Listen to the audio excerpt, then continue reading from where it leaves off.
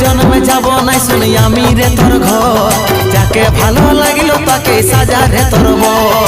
ভুলে যা তুই আমাকে, কিবা হবে রে দেখে, ভুলে যা তুই আমাকে, কিবা হবে রে দেখে, মূর্ছিত হওয়ায় আমার চেহারা।